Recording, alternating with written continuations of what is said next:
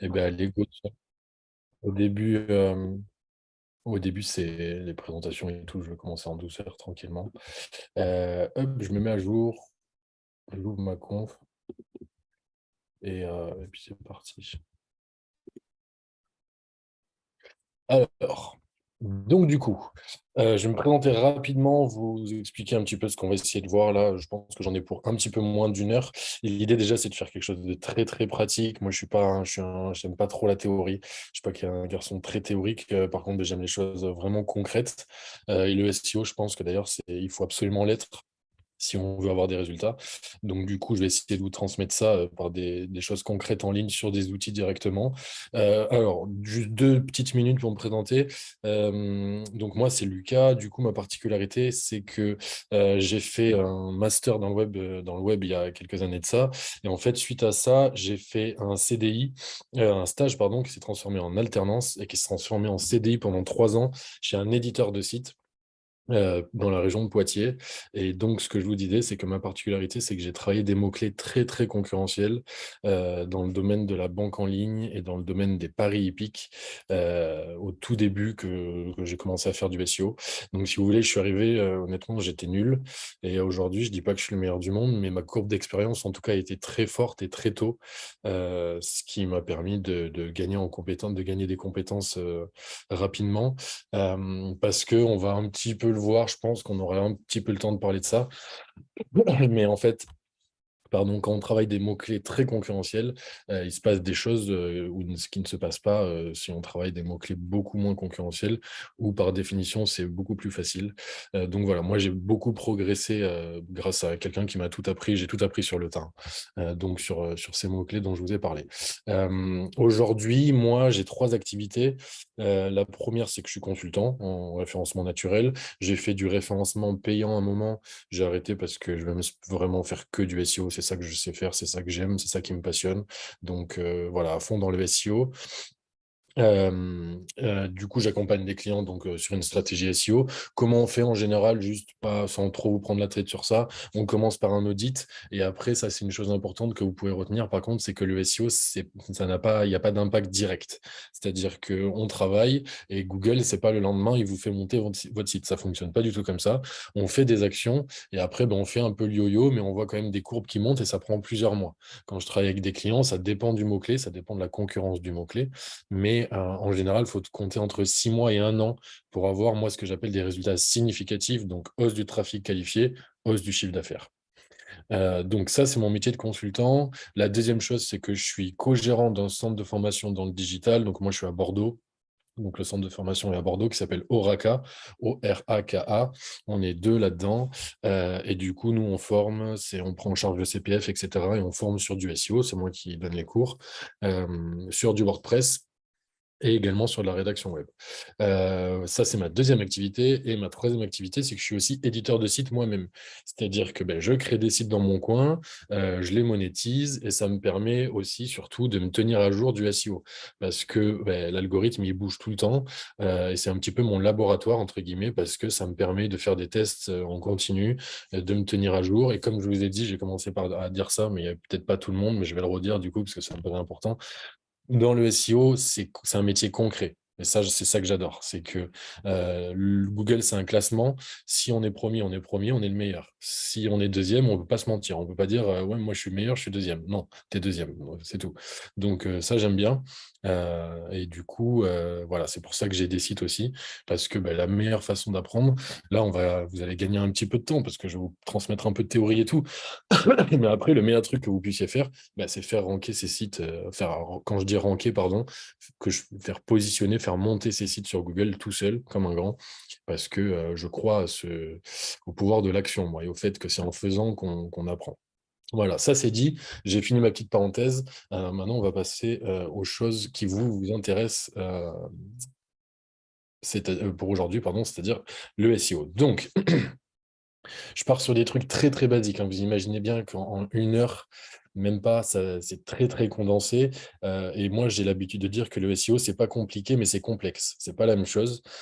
Pourquoi c'est complexe? Parce que, notamment, c'est un algorithme donc, qui influence les résultats sur Google. Et cet algorithme-là, officiellement, selon Google, il y aurait plus de 200, environ 200 critères qui influencent l'algorithme. Donc ça, c'est génial. Déjà, mes journées, moi, elles se suivent, mais elles se ressemblent absolument pas. Je fais jamais la même chose, même si les bases sont à peu près les mêmes. Enfin, les bases sont les plus importantes, en tout cas, pardon.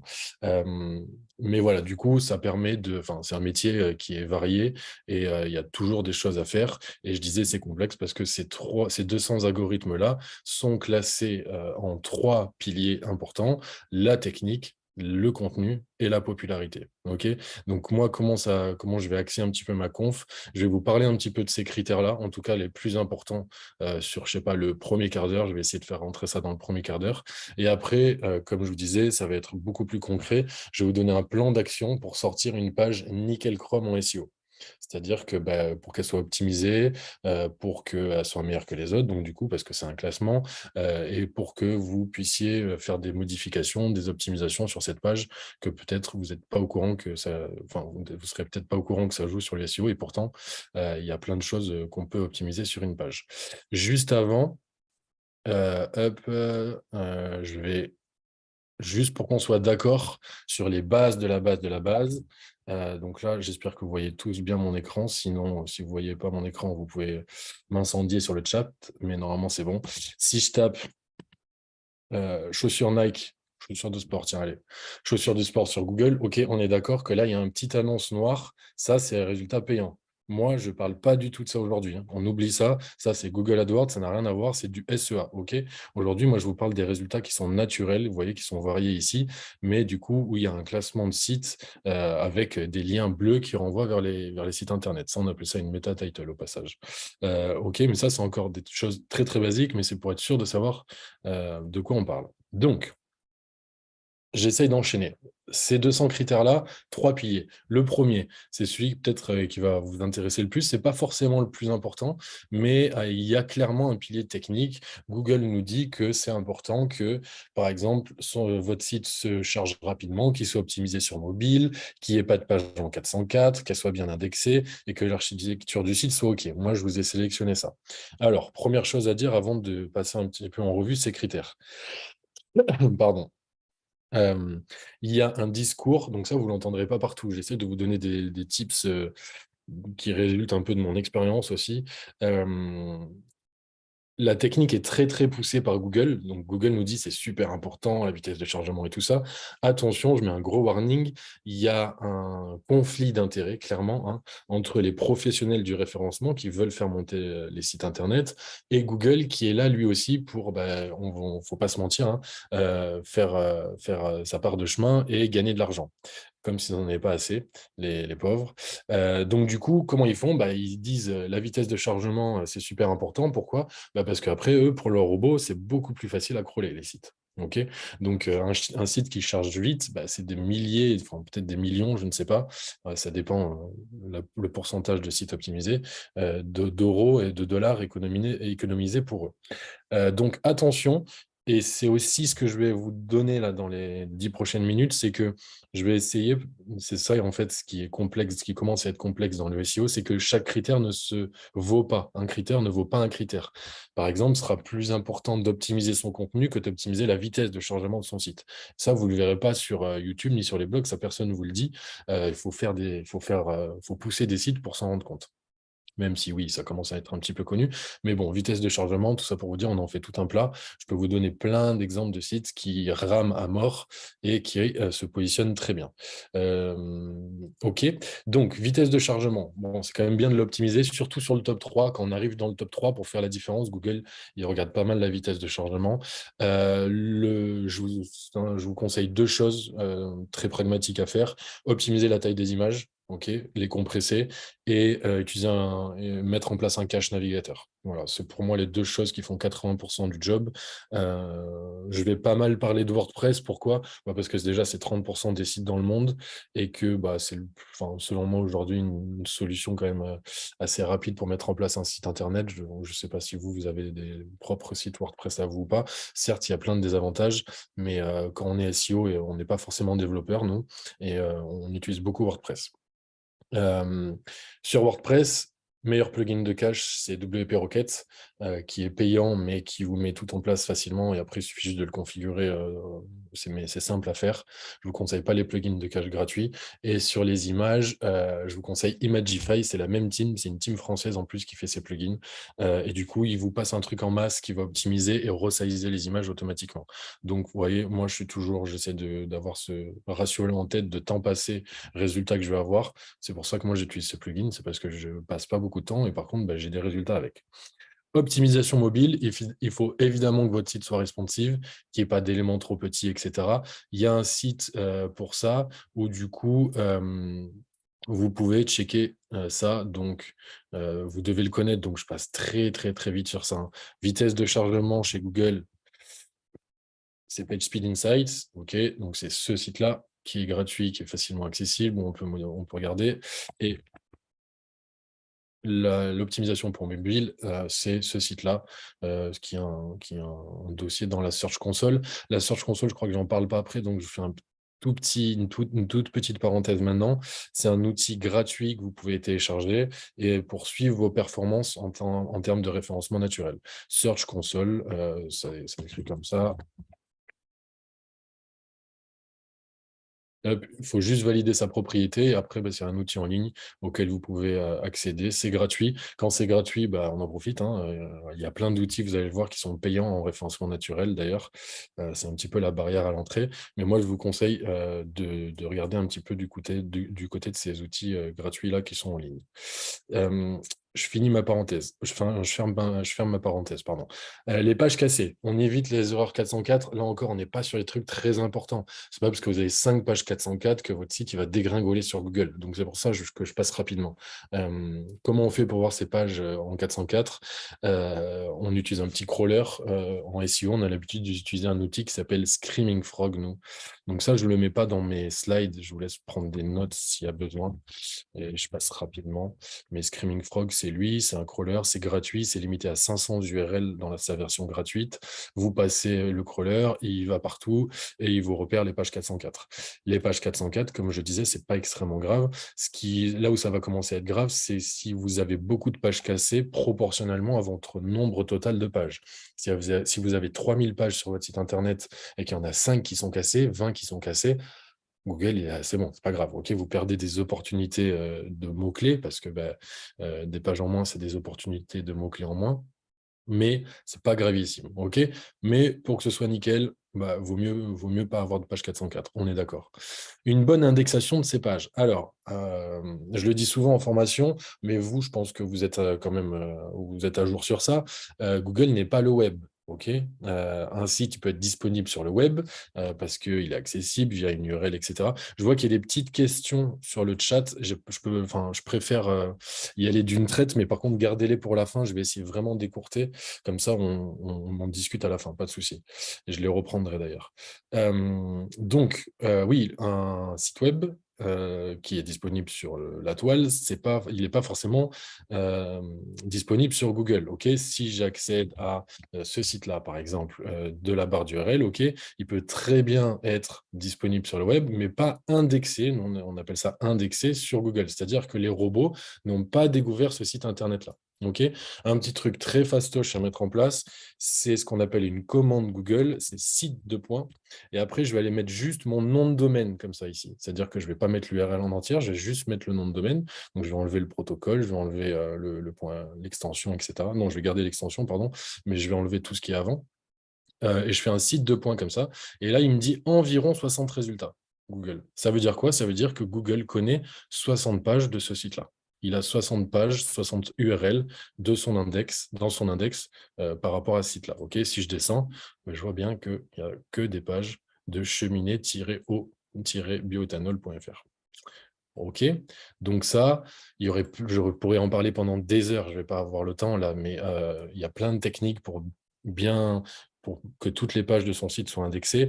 Le principal conseil que je peux vous donner, c'est éviter souvent en UX, on dit ça et c'est plutôt une bonne règle en référencement aussi, éviter que vos pages, évidemment, ne soient pas orphelines, mais qu'elles soient accessibles à moins de 3 niveaux de clic.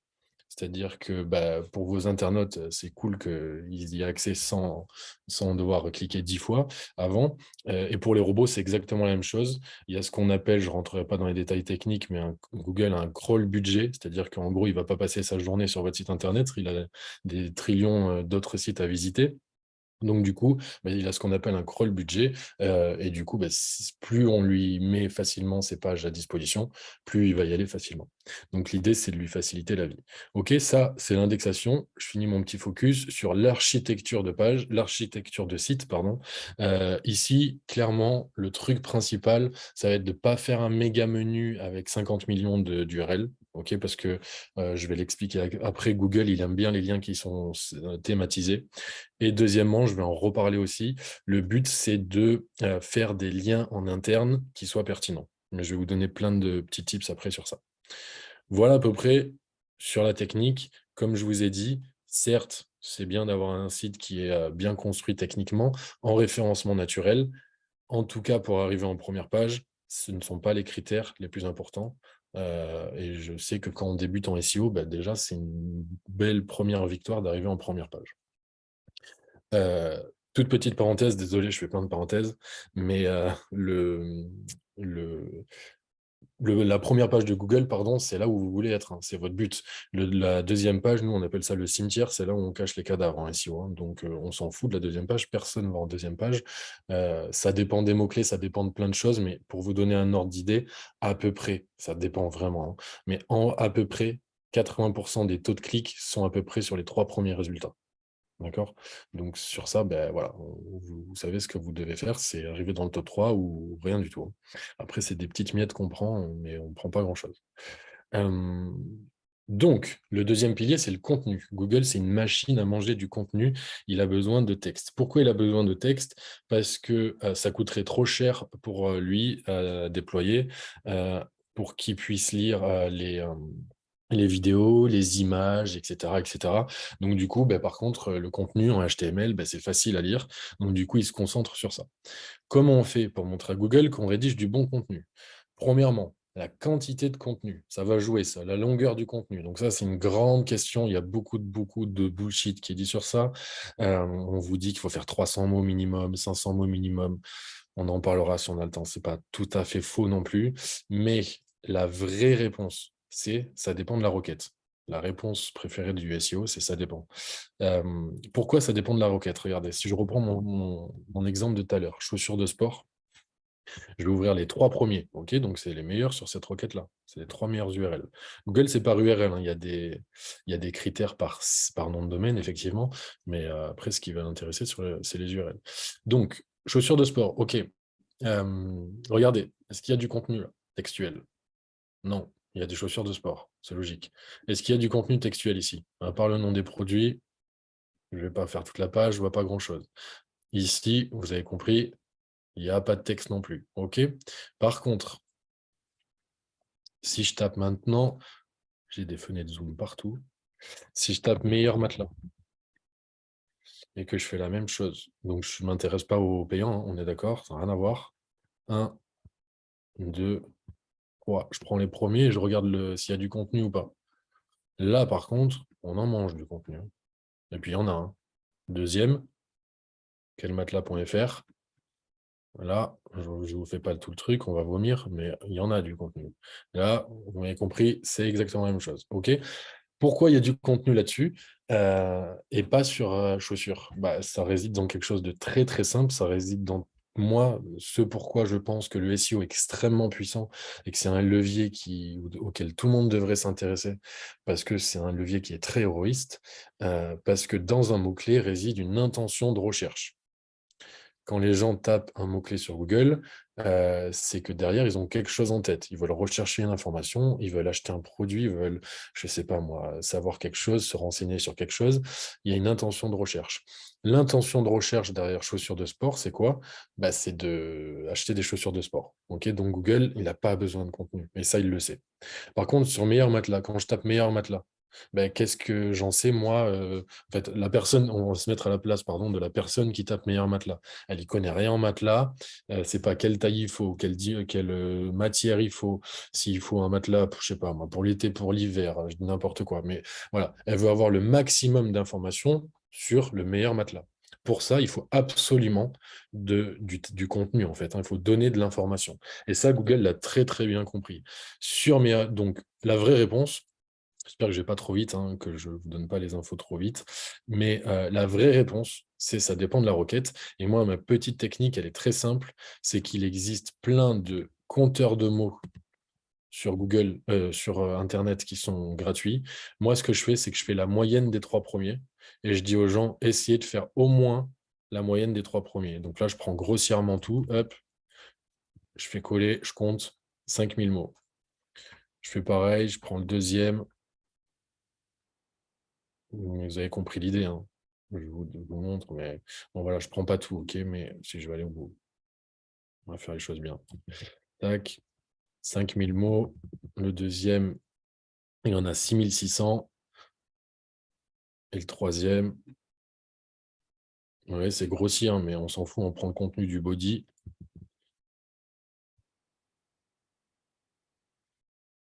Voilà, 4000 mots. OK, je fais la moyenne des trois. Je sais que sur Meilleur Matelas, si je veux créer une page pour ranker, donc ranker, c'est se positionner sur la requête. OK, je vais tout le temps utiliser ce mot, ça va beaucoup plus vite. Si je veux ranker sur Meilleur Matelas, il me faut au moins 5000 mots.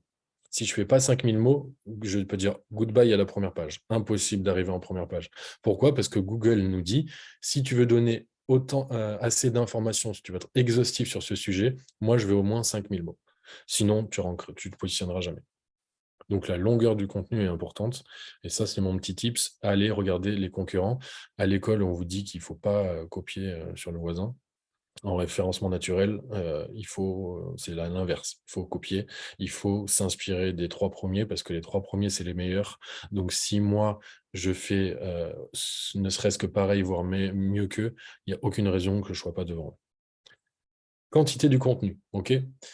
L'autre chose, ça va être la qualité du contenu, donc effectivement qu'il soit accessible, lisible, sans faute d'orthographe, etc. Ça, Google, c'est important pour lui, et pour votre UX aussi, hein, pour l'expérience utilisateur aussi. Et ce qu'on va regarder donc aussi, c'est la sémantique. Alors, la sémantique, très très rapidement, je crois que je suis un peu en retard. La sémantique. Hop. Donc, en gros, ce qu'il faut retenir, c'est que Google ne sait pas comprendre le sens d'un texte. Ok, c'est un robot, Google, il est incapable de comprendre le sens d'un texte. Donc, je vais aller très vite parce qu'on pourrait y passer vraiment des heures. Mais il faut du coup rédiger des articles avec une bonne fréquence de mots-clés qui se trouvent à l'intérieur. Si vous arrivez à faire ça, c'est un algorithme qui s'appelle TF-IDF derrière, c'est basé sur une fréquence de mots-clés. Et Google, en gros, c'est du champ lexical. Si vous avez un champ lexical, on appelle ça une sémantique qui est bien développée autour de votre mot-clé principal que vous voulez travailler. Donc, par exemple, meilleur matelas, il va falloir que je parle de literie, de sommier, tout ce qui entoure le mot meilleur matelas. Eh ben Google va penser que votre texte est de qualité. C'est aussi simple que ça, c'est aussi basique que ça. Ok. Le meilleur outil sur le marché pour vous dire quels mots-clés il faut insérer dans votre contenu, c'est yourtext.guru. Je n'ai pas de part chez eux, c'est juste que la personne qui a créé ça, c'est l'ancien ingénieur de chez Quant, qui est un moteur de recherche français. Voilà, il sait de quoi il parle. Par contre, c'est ce que je vous disais tout à l'heure. L'outil, il est à 80 € hors taxe par mois. Mais on peut aussi commander quand même des jetons où, du coup, là, vous allez pouvoir optimiser page par page, enfin, mot-clé par mot-clé, au rythme de votre choix. OK? S'il y a des questions à la fin, j'en prendrai, mais la sémantique, par contre, ça, c'est un critère extrêmement important. Souvent, vous êtes, je sais pas moi, en page 6, 7, 5. C'est ça qui vous passer en page 2 ou 1, souvent. OK? Parce que tout le monde ne fait pas ça. Longueur du contenu adapté, ça va un petit peu avec ce qu'on a dit, et il faut que ça colle à l'intention de recherche. Alors ça, c'est important, colle à l'intention de recherche, c'est-à-dire qu'il faut que vous ne rédigiez pas un contenu qui soit à côté de la plaque. Ça reprend un petit peu l'exemple que je vous ai donné tout à l'heure. Si vous tapez chaussures Nike, chaussures de sport, pardon, ben là, vous êtes obligé de proposer des chaussures. Ça peut paraître con à dire, hein, mais voilà. Si vous écrivez un article là sur quelles sont les meilleures chaussures de sport en 2022, jamais vous rentrez sur chaussures de sport. Parce que ce n'est pas la bonne intention de recherche. La bonne intention de recherche, c'est des pages catégories. Regardez, il n'y a que ça, hein. Là, il y a Decat, là, il y a Amazon, etc. Personne, hein, il n'y a pas d'article de blog là. OK. Donc, un réflexe à avoir, on va le reprendre après dans le plan d'action, c'est de regarder ce qui sort sur Google, s'inspirer de ce qui sort sur Google. Avant de travailler votre page, inspirez-vous de ce qui sort sur Google en tapant le mot-clé. Contenu, on est bon avant de passer au plan d'action. Et troisièmement, la popularité. Ça, c'est le troisième critère. Donc, très, très simplement aussi là, parce qu'on pourrait en parler vraiment pendant des jours. La popularité, c'est basé sur ce qu'on appelle les backlinks. Je ne sais pas si vous connaissez. Qu'est-ce qu'un backlink?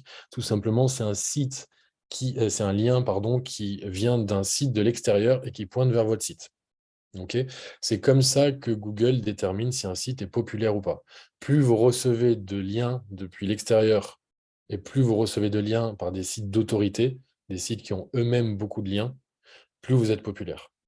L'idée, je m'explique, c'est que, je prends souvent cette métaphore, je débarque dans une nouvelle ville, j'ai besoin d'aller voir un médecin.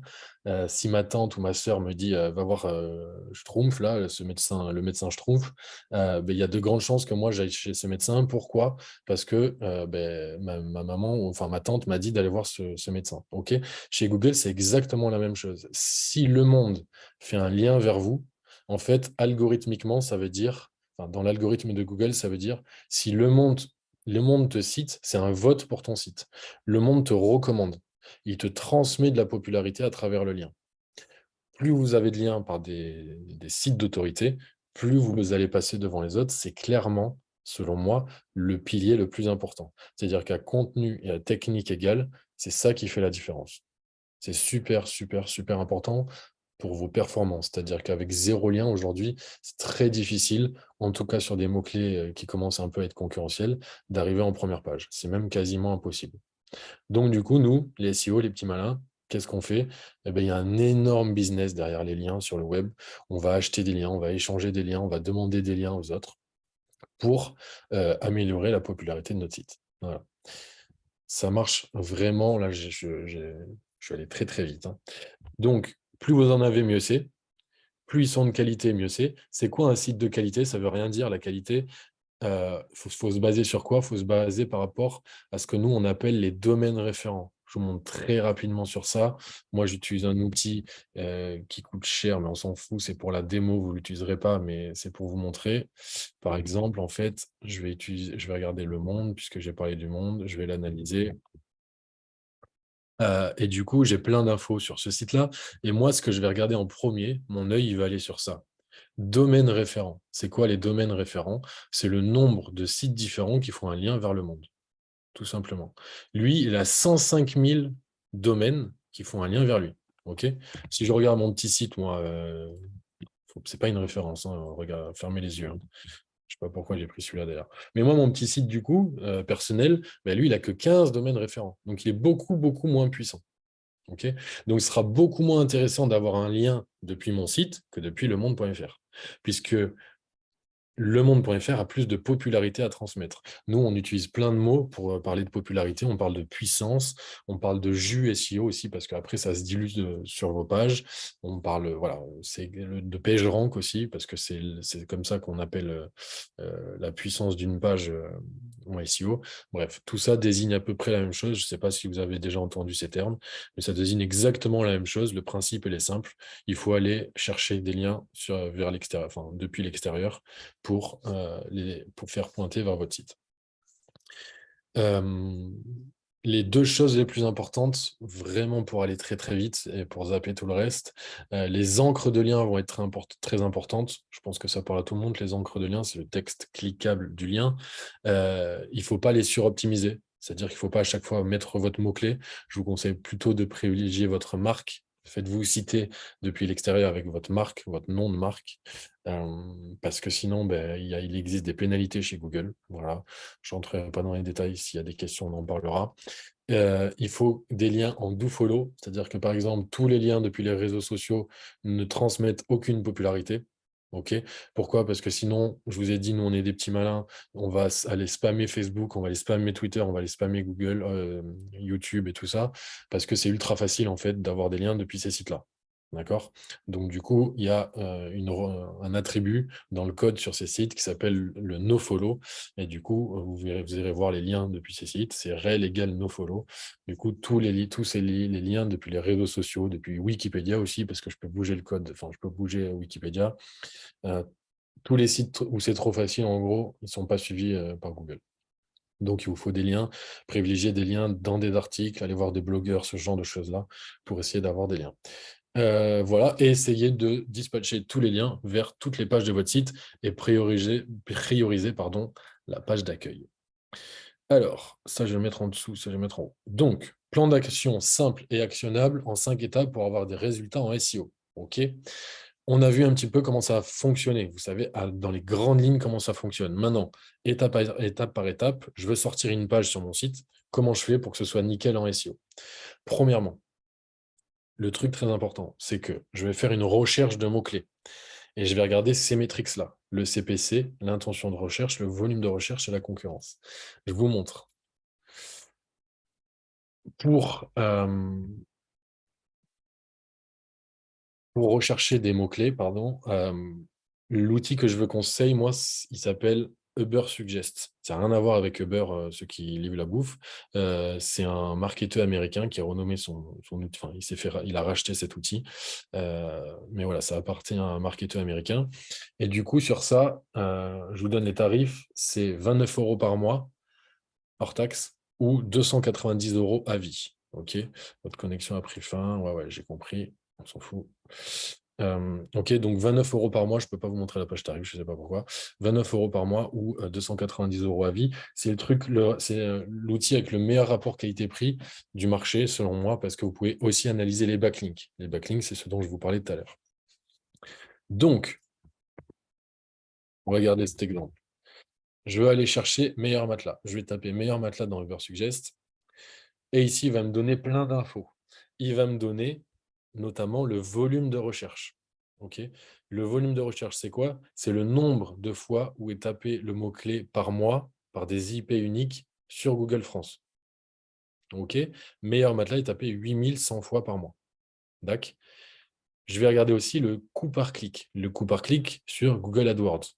Combien les gens sont prêts à payer en moyenne sur la page de résultat numéro 1 pour être premier sur meilleur matelas. Ils sont prêts à payer 3,36 €. Pourquoi ça m'intéresse, moi? Je me pose la question, je vais me répondre à moi-même. Ça m'intéresse, pourquoi? Parce que plus les gens sont prêts à payer cher et plus il y a une valeur business derrière le mot-clé. Logique, les gens, ils ne sont pas bêtes. S'ils sont prêts à payer 3 € le clic, c'est que derrière, bah, ils ont beaucoup plus que 3 € à gagner.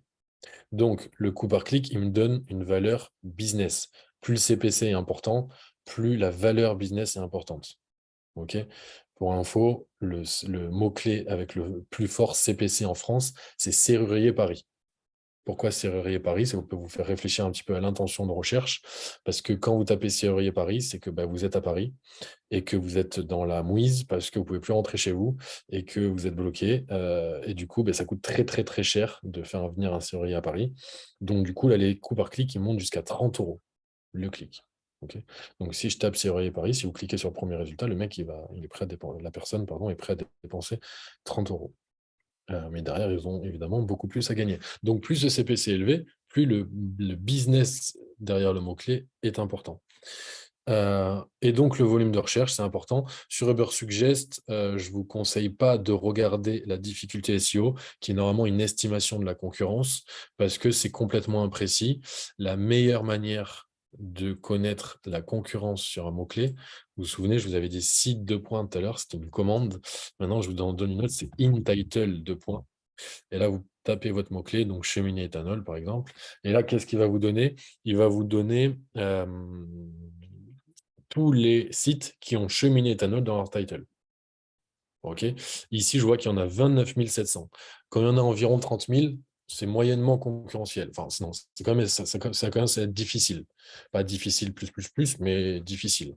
Si par exemple, regardez, je tape cheminée éthanol de table, bah, ça a bien diminué. 5020 résultats. Là, ça commence à être beaucoup plus abordable. Pourquoi? Parce qu'il y a beaucoup moins de concurrence. Donc, si on est malin, on essaye d'aller sur des mots-clés où il n'y a pas de concurrence. Parce que si je fais la course avec 10 000 personnes et si je fais la course avec 100 personnes, j'ai quand même beaucoup plus de chances d'arriver premier quand je fais la course avec 100 personnes. Ok. Sur Google, c'est exactement la même chose. Il faut être malin, il faut aller là où il n'y a pas de concurrence. J'ai fait ma recherche de mots-clés, j'ai repéré mon mot-clé. Donc, j'ai regardé qu'il y avait un CPC intéressant, j'ai regardé qu'il n'y avait pas trop de concurrence et j'ai regardé qu'il y avait un volume de recherche. Le volume de recherche, c'est le plus important.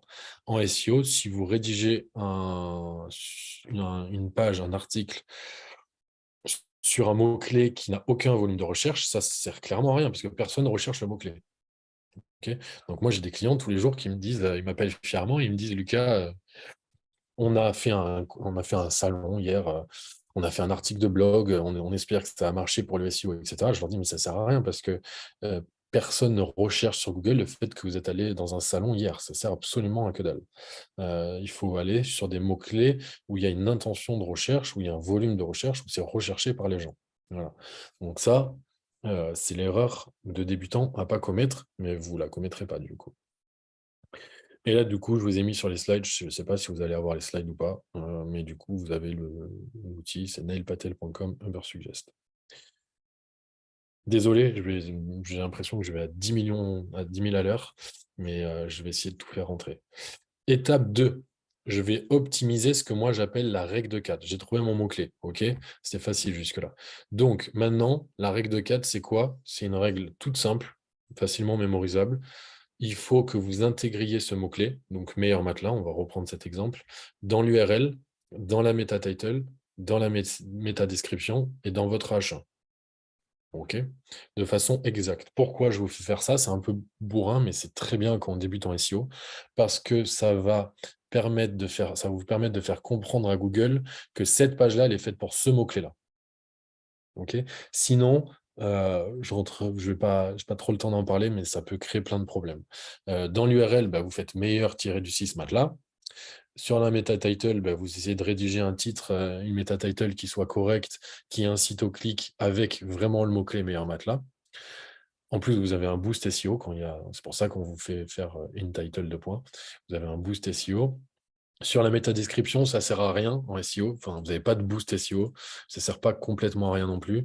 Parce que quand je tape chaussures de sport, on va rester sur mes mots là. Je vais arrêter de changer d'exemple à chaque fois. Si je tape mes là, qu'est-ce qui se passe? Regardez, le mot-clé apparaît en gras dans la méta description si il est présent. OK. Donc, vous voyez que là, par exemple, les 2 mots apparaissent parce qu'ils sont présents dans la métadescription et ça, inconsciemment, les gens, même s'ils lisent pas la métadescription, des études ont montré que ça augmentait le taux de clic. OK. Donc, le but, c'était le but de votre métadescription et de votre méta title, c'est que moi, je bosse pour Que Choisir, c'est qu'ils cliquent sur Que Choisir et pas sur Quel matelas. OK. Donc là, le but de ces trucs-là, c'est d'inciter au clic. C'est la chose la plus importante. Donc, il faut faire du copywriting pour inciter le plus les gens à cliquer sur vos résultats. J'ai fait un petit truc, hop, si mon site il va bien se charger, mais vous avez des petites astuces ici sur comment rédiger un bon titre, ajouter des nombres, ça fonctionne bien. Nos 7 astuces concrètes, je passe très très vite pour avoir le temps. Ajouter des parenthèses ou des crochets, jouer sur l'émotion, enfin c'est du copywriting quoi, hein. C'est pas mon métier principal, mais c'est utile. Ok, par contre, évidemment, ne mentez pas dans votre titre, ça me semble essentiel. Mais voilà. Et n'hésitez pas à donner des arguments commerciaux, etc., pour que les gens cliquent chez vous et n'aillent pas chez les concurrents. Donc, j'ai mon mot-clé, je l'ai mis aux 4 endroits sur la page. Qu'est-ce qu'après il faut que je fasse? On en a déjà parlé, il faut que je comprenne l'intention de recherche. Donc du coup, je vais aller taper mon mot-clé sur Google et je vais voir si les gens ils recherchent plutôt une information, plutôt un produit, ou si c'est un mix des deux. Ok. Mais souvenez-vous, chaussures de sport, il ne faut pas que je rédige un article de blog. Meilleur matelas, faut pas que je positionne une page catégorie. Il faut que je donne des informations pour que les gens choisissent le meilleur matelas. Nous, on appelle ça renifler l'odeur des SERP. Alors, les SERP, pardon, c'est les pages de résultats. Ça veut dire quoi? Ça veut dire essayer de comprendre en fait ce que les gens veulent derrière le mot-clé. Ok. Si vous arrivez à faire ça, vous avez une bonne longueur d'avance sur vos concurrents. Rédiger le contenu. Donc, j'ai mon mot-clé, je l'ai mis aux 4 endroits de la page, j'ai compris l'intention de recherche, maintenant il faut que je rédige le contenu. OK? Alors, c'est chiant de rédiger du contenu, enfin c'est chiant, c'est pas chiant, pardon, désolé, c'est chronophage. Moi, j'aime pas ça, mais je suis pas, mon cas n'est pas forcément représentatif.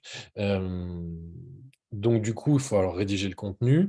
Après, il va falloir l'optimiser en ajoutant les bons mots-clés. OK? Et après, il va falloir l'optimiser pour l'expérience utilisateur. Pourquoi? Parce qu'un contenu sur le web n'est pas lu comme on n'est pas lu, un contenu ne se lit pas, pardon, sur le web comme il se lit pas, il se lit ailleurs, comme par exemple quand je vais lire un bouquin. Quand j'achète un bouquin, je vais payer 20 balles pour acheter le bouquin. Déjà, j'ai dépensé de l'argent, je vais le lire en général si le bouquin il est top, de la première à la dernière ligne. Sur le web, c'est pas du tout comme ça. Ce qu'il faut retenir, c'est que les gens sont flemmards. Ils lisent très très peu. Souvent, ils s'arrêtent au 3/4e paragraphe. Je ne vais pas vous donner les chiffres et tout, hein, j'en ai en tête, mais retenez qu'ils sont flemmards. Donc, du coup, il faut les inciter à la lecture. C'est super important. Donc, aujourd'hui, un contenu avec juste des paragraphes qui suivent, ça ne fera pas l'affaire. Il faut faire du copywriting, il faut insérer des images, il faut insérer des vidéos, il faut insérer tout ce qui peut en fait donner envie au lecteur de lire votre contenu et d'aller de A à Z. Qu'est-ce qui fait le succès de YouTube aujourd'hui? Bon, moi, j'aime beaucoup YouTube. Je trouve que c'est génial. Mais le succès de la vidéo derrière aussi, c'est quoi? C'est parce que bah, y a du son, il y a de l'image, ça bouge. Voilà. Les gens sur le web, il y a énormément d'informations. Ils peuvent switcher de site extrêmement facilement. Du coup, bah, ils n'hésiteront pas, si votre contenu il est pourri, à aller chez quelqu'un d'autre. Donc, il faut absolument soigner la lisibilité de votre contenu. C'est très, très, très important. UX, je passe aussi rapidement, enfin, je n'ai pas le temps de vous donner toutes les astuces. Et enfin, par contre, ça j'y tiens aussi, essayez au moins d'insérer au moins un CTA, Call to Action, un bouton d'action sur vos pages. Pourquoi? Parce que ben, ça serait bête quand même que vous ayez passé du temps à optimiser le SEO, à optimiser la lisibilité, à faire tout le travail que je vous ai donné, que les gens ils lisent votre contenu et qu'ils se barrent ailleurs. C'est pas du tout le but. Donc, du coup, au moins un CTA par page pour leur dire regarde, ben moi, je t'ai donné des infos, mais je vends aussi ce service, je vends aussi ce produit. Donc, tu peux passer par moi ou les amener dans un tunnel de conversion, etc. etc. Ça, après, c'est un autre métier. Mais pensez business quand on fait du SEO parce que ben, c'est dommage quand même d'avoir fait tous ces efforts pour au final que les gens aillent ailleurs. Pour rédiger du contenu, concrètement, comment on peut faire? Solution numéro 1, les plateformes de rédaction. Whitepage, Scriber, Textmaster, Textbroker, vous les avez tous dans les slides. C'est des plateformes qui vous permettent de sous-traiter la rédaction. Donc là, ben, évidemment, sur toutes ces solutions, il faut avoir un budget, mais ben, ça vous fait gagner énormément de temps. Et après, ben, vous pourrez, par exemple, repasser derrière pour de la relecture, pour optimiser le SEO, etc. Mais au moins, le contenu brut, ça vous fait gagner du temps. Pourquoi je vous dis ça? Parce que pourquoi je vous donne des solutions pour rédiger du contenu? Vous pourriez très bien le faire vous-même, pardon, parce que premièrement, c'est extrêmement chronophage et deuxièmement, si vous n'êtes pas capable de rédiger beaucoup de contenu pour votre site, quelque part, ça va être chaud quand même pour se positionner sur Google. Parce que, il y a un autre critère qui va jouer sur Google. Qu'est-ce qui fait que Le Monde, par exemple, est très bien vu par Google? C'est parce qu'il a beaucoup de pages de qualité. Et plus vous allez sortir de contenu de qualité, et plus votre proportion de pages de qualité sur le total de vos pages totales va être importante, plus Google va vous voir expert sur votre sujet. Donc, c'est un plein d'avantages, en fait, aussi d'être dans la quantité sur le contenu. Il faut sortir de la page, de la page, de la page, de la page. C'est très, très, très important. Donc, du coup, d'où mes solutions pour, au bout d'un moment, si vous avez les moyens, sous-traiter. Ça, c'est la solution numéro 1. Après, ma solution sur 4, elle passe aussi, hein, rédiger. rédiger soi-même, mais comme je vous ai dit, courage, quoi, parce que du coup, un article par semaine, ça fait 4 articles par mois. Déjà, c'est un très bon rythme quand on est tout seul. C'est dur à tenir sur un an, je trouve. Voilà, faut aimer la rédaction, voilà. Ça prend du temps, vous allez voir. Si vous passez à l'action sur ça, vous vous en rendrez compte vous-même. Donc, solution numéro 2, les freelances. Il y a Malte qui existe pour trouver des freelances. Il y en a sans expérience, il y en a avec plus d'expérience. Je vous laisse regarder. La solution numéro 3 que je ne vous conseille pas forcément quand on débute, mais c'est quelque chose de nouveau, donc je voulais vous en parler un petit peu. C'est l'intelligence artificielle. SEO TXL, c'est chez Your Text Guru. Jasper, c'est un outil indépendant. Aujourd'hui, il y a de l'intelligence artificielle qui est capable de rédiger des contenus qui sont de meilleure qualité que largement qu'il y a quelques années. Et ça va qu'en s'améliorant. Ok. Est-ce qu'aujourd'hui, ça fait des contenus, des bons contenus? Non. Est-ce qu'un jour, ça rattrapera l'humain? Je ne sais pas. C'est pas, on n'est pas là pour répondre à ça. Ce que je vois, dont je peux vous parler, c'est l'évolution depuis 10 ans qui est hallucinante de l'intelligence artificielle. Aujourd'hui, on est basé sur des IA qu'on appelle GPT-3. C'est l'algorithme qu'il y a derrière. Et moi, j'ai vu de mes propres yeux des gens qui avaient pris l'API de cette intelligence-là, qui l'avaient un peu remise à leur dose, remise à leur sauce, pardon. Et j'ai vu des choses en direct que jamais j'aurais cru, des gens qui travaillent beaucoup, beaucoup, beaucoup, beaucoup sur ça. Et du coup, ils sont capables de sortir des contenus. Franchement, pour savoir si c'est un humain ou une IA qui l'a rédigé, moi, je n'y arrivais pas en tout cas. Donc, aujourd'hui, ces outils-là, c'est pas la folie, hein, mais c'est une tendance. Ok. Solution numéro 4, rédiger le contenu soi-même, mais comme je vous l'ai dit, c'est assez chronophage, ça prend du temps, mais si vous pouvez le faire, c'est très, très bien. Étape 5, on va optimiser le maillage interne. Donc, c'est quoi le maillage interne? C'est faire des liens à l'intérieur de votre contenu qui soient optimisés. C'est quoi la règle principale à retenir sur ça? C'est qu'il faut faire des liens vers des pages de même thématique. C'est le truc principal à retenir. Ensuite, il faut que vous essayiez de limiter vos liens par page, à peu près 2 liens tous les 500 mots. Il faut que vous soigniez l'encre de lien, donc le texte cliquable du lien. Donc là, je vous souvenez, sur des backlinks, je vous ai dit, les optimisez pas, mettez vos encres sur de la marque. En interne, au contraire, on peut optimiser ces encres. Donc là, mettez bien le mot-clé de la page de destination. Je m'explique avec un exemple.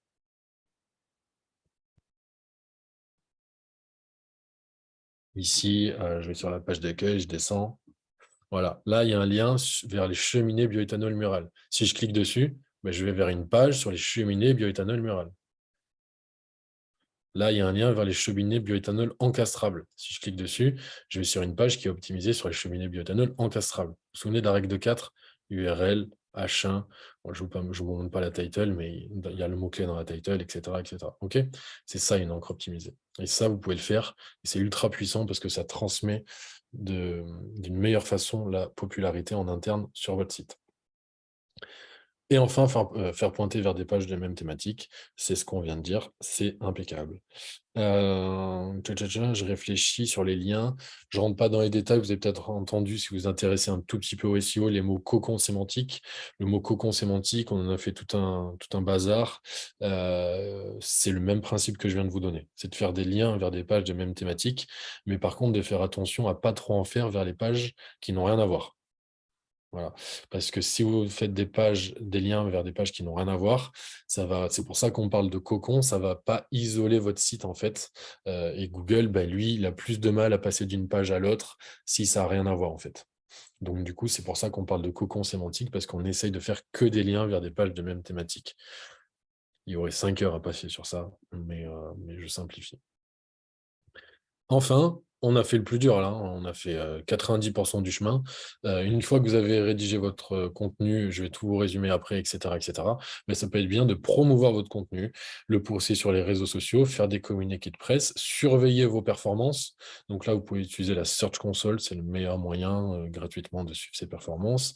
Et enfin, il faut aller chercher des backlinks en continu, aller chercher des liens, aller chercher des liens pour améliorer votre popularité. Et là, on a terminé. En gros, Voilà ce qu'il faut faire pour sortir la page parfaite en référencement. Vous avez vu, il y a quand même pas mal d'étapes. Je résume un petit peu. Recherchez votre mot-clé. Une fois qu'on a trouvé le mot-clé, on met ce mot-clé à 4 endroits sur la page: URL, title, description, H1. On essaye de comprendre l'intention de recherche derrière le mot-clé pour bien y répondre dans notre contenu. On rédige le contenu, on met nos bons liens internes qui vont bien et on essaie d'en faire la promotion. Toute la différence après entre ceux qui arrivent à avoir des performances et ceux qui n'y arrivent pas, c'est la régularité. Recommencer encore, encore, encore et encore. Plus vous allez être capable de sortir ce type de page, plus votre site il va fonctionner. C'est un métier où il faut être patient. Je vous dis, on a rarement des résultats avant 6 mois. Par contre, je vous le répète, la puissance du SEO, c'est l'intention de recherche. Si les gens ils tapent acheter une tondeuse à barbe, c'est pas parce qu'ils veulent jouer au Scrabble, hein, c'est parce qu'ils veulent acheter une tondeuse à barbe. C'est ultra puissant. Vous avez des prospects ultra chauds derrière. Donc vous avez des taux de conversion qui peuvent être énormes. Ça, c'est l'intention de recherche. Et deuxièmement, c'est que une fois que vous êtes premier, et à ma connaissance, je ne connais pas trop d'autres leviers web comme ça, une fois que vous êtes premier, vous n'avez pas forcément besoin de revenir souvent sur votre page, de la mettre à jour, etc. En tout cas, sur les contenus, enfin, sur les mots-clés pas trop concurrentiels. Donc, du coup, en gros, vous êtes premier, vous vendez quelque chose sur la page, l'argent rentre sans rien faire. Clairement, on dit souvent ça n'existe pas, il ne faut pas vendre du rêve et tout ça. Moi, je suis premier sur un mot-clé où je vends un produit. La page, j'y ai pas touché depuis 5 ans. Ça fait 5 ans que je vends le produit. D'accord? Donc voilà, ça pour moi, c'est la puissance du référencement naturel et c'est pour ça que tout le monde devrait s'y intéresser. J'ai essayé de faire un petit peu moins qu'1 heure. Comme ça, je peux prendre des questions ou quoi. Si vous en avez. N'hésitez pas à me les poser dans le chat ou je sais pas, Jean-Baptiste, je crois que c'est ça, si je dois y répondre à l'oral, si les gens doivent les poser à l'oral ou pas, mais pour moi, en tout cas, sur la presse, c'est bon. C'est comme tu veux pour les questions, Lucas. Tu peux répondre direct dans le chat ou si on peut aussi désactiver le micro. C'est Ok. vraiment comme tu veux. Bah, comme les gens veulent, je sais pas si on est beaucoup ou pas. Ah ouais, quand même. On est une vingtaine. Donc, Moi, je, enfin, moi, je- je vois déjà 2 questions dans le chat. Donc, on peut faire comme ça Ok, si tu bah, préfères. faisons par le chat. Donc allez-y, Parfait. si vous avez des questions sur le chat, n'hésitez pas. Du coup, moi, je vais les reprendre dans l'ordre. Petit redire les 2 plugins, on a déjà répondu. WP Rocket, c'est pour le cache. Et Imagify, c'est pour optimiser les images. Donc ça les resize en automatique et ça les compresse en automatique. La rédaction de contenu, article, est-elle recommandée pour un site de e-commerce? Oui, oui, parce que pour les raisons que j'ai un petit peu évoquées, déjà, plus tu vas rédiger de contenu, plus Google va te voir expert sur un sujet. On dit cette phrase ici, on dit que quand vous sortez un site, il faut que vous deveniez le Wikipédia de votre niche. Ça veut dire qu'en gros, il faut que vous traitiez le maximum de sujets autour de votre mot-clé principal pour montrer à Google que vous êtes un expert. Il y a aussi le fait dans l'algo, comme je vous ai dit, que plus vous avez de pages de qualité, plus ça va faire un effet boule de neige positif qui va faire que vous allez bien vous positionner. Et enfin, donc ça, c'est plus pour les articles. Donc moi, je vous conseille de, même si vous avez un e-commerce, y greffer un blog. C'est ce que tout le monde fait aujourd'hui, hein. Vous greffez un petit blog, vous rédigez vos articles et après, vous faites vos liens vers vos fiches produits. Comme ça va booster vos fiches produits. Et ensuite, sur les pages produits, même sur des pages produits, ça peut être intéressant de rajouter du contenu. On l'a vu là sur chaussures de sport, ça ne servait pas à grand-chose, mais il y a certaines recherches hybrides où ça peut être intéressant d'expliquer comment le produit fonctionne, de rajouter des mots-clés, etc. Parce que il y a l'intention de recherche, c'est certes acheter le produit, mais aussi un petit peu se renseigner dessus. Chaussures de sport, par exemple, il n'y a rien à dire sur chaussures de sport. Enfin, il y aurait des choses aussi à dire, mais en général, les gens, ils tapent la marque et ils achètent les chaussures de sport comme ça. On n'a pas forcément besoin de se renseigner avant, quoique ça dépend de la cible. Mais voilà. Donc oui, ça peut être c'est toujours intéressant de façon de rajouter du contenu, ça ne peut n'être que positif. À quelle fréquence est-ce que la notation SEO d'un site est-elle actualisée par Google périodiquement, quotidiennement? C'est une bonne question. Toujours, en continu. C'est-à-dire qu'il y a quelques années, il y a des mecs chez Google qui bougeaient les curseurs tous les jours en disant ça c'est plus important, ça c'est moins important. Aujourd'hui, j'ai décidé que. Aujourd'hui, principalement, c'est l'intelligence artificielle qui fait ça. il y a, il y a une grosse partie d'intelligence artificielle dans l'algorithme. Google appelle ça rank brain. Euh, et du coup, en fait, c'est ça qui s'occupe de bouger les curseurs, clairement. C'est des algorithmes de machine learning. Je ne sais pas si vous voyez ce que c'est. En gros, ça bouffe de la data et ça apprend. Ils apprennent eux-mêmes avec la data qu'ils mangent, en fait. Donc, plus ils ont de data, plus ils apprennent mieux et vite. Et du coup, plus ils sont capables de bouger les critères en fonction de la requête, en fonction du parcours d'information de l'internaute. Voilà. Google, c'est un enjeu pour lui et il le fait de plus en plus. Donc ça bouge tout le temps, tout le temps. Par contre, très très important, les piliers sont les mêmes depuis le début de création de Google. C'est-à-dire que quoi qu'il arrive, et dans 50 ans ce sera pareil, il faudra toujours faire du contenu, toujours faut que votre site soit bien technique, bien construit techniquement, et toujours faire des liens. Ça, c'est la base de la base. Après, bah, ça évolue, mais la base reste la même. Pour les backlinks, as-tu des tips pour des sites non payants qui peuvent relayer le lien de ton site? C'est une très bonne question. Il existe des dizaines et des dizaines de techniques pour aller chercher des liens. Le plus facile quand on débute, c'est de faire de l'annuaire. Vous tapez annuaire plus votre thématique sur Google, vous pouvez poser des liens assez facilement, il y en a des gratuits. Et après, faut être malin. Moi, c'est ma partie préférée, les backlinks, parce que faut être inventif, il y a plein de bonnes idées à aller chercher parce qu'en fait, vous voyez plus le web pareil, hein. Partout où c'est possible de poser un lien sur le web, moi, un SEO, c'est ultra important pour moi. Pour information, donc je vous ai dit, les backlinks, ça s'achète sur le web. Un backlink sur Le Monde, c'est 20 000 euros. Ça s'achète 20 000 euros. Sur Le Parisien, c'est 15 000 euros. Voilà. Tous les médias vendent des liens, c'est très très cher. Pourquoi? Parce que ça envoie une patate monstrueuse. Ça envoie une popularité qui est incroyable. Donc ça coûte cher. Donc du coup, voilà, faut se battre pour avoir ces liens. Les annuaires, machin, alors tu me demandais gratuitement, enfin non payant. Heu, la technique aussi qui peut marcher, c'est que dans ta thématique, tu vas contacter les blogueurs dans ta thématique et tu vas les contacter et après, là aussi, il faut être malin, mais le but, c'est que, ils écrivent ou que tu écrives un article sur leur site et que dans cet article, il y a un lien vers toi. Donc par exemple, je te donne une idée, tu vas contacter, donc je travaille pour les matelas, je vais aller taper, blog matelas, blog literie et je vais contacter les gens et je vais leur dire, écoute, moi, je suis prêt à écrire un article sur ton blog. Comme ça, tu as de l'info gratuite. Par contre, tu cites juste que l'auteur, c'est moi et tu fais un lien vers mon site. Voilà. Comme ça, vous avez passé juste du temps à écrire un article et en échange, vous avez un lien. Ça peut fonctionner. Il y a plein, plein, plein de techniques. Vous n'imaginez même pas le monde qu'il y a derrière l'acquisition de backlinks. C'est très, très, très large. Mais en non payant, à part chercher malin et essayer d'être smart pour trouver des bons endroits, contacter les gens, et cetera, rentrer en contact avec les gens, il n'existe pas forcément d'astuces, miracles. Heu et on est bon sur les questions. Donc voilà. Top site d'affiliation, le truc le plus connu, c'est Amazon, hein. Amazon, vous avez 5-7% sur les montres, 5% sur, enfin, vous avez en moins de 10%, mais c'est le plus facile à mettre en place. Après, sinon, vous avez des plateformes d'affiliation. Là aussi, c'est un monde. La plus connue, c'est Awin, AWIN. Et voilà. Et sinon, vous pouvez passer en direct aussi avec les commerçants, tout simplement. Mais effectivement, l'affiliation, je ne sais pas si vous savez tous ce que c'est, mais c'est un très bon moyen de monétiser son site. C'est en tout cas super utilisé dans le SEO. C'est OK pour moi, du coup.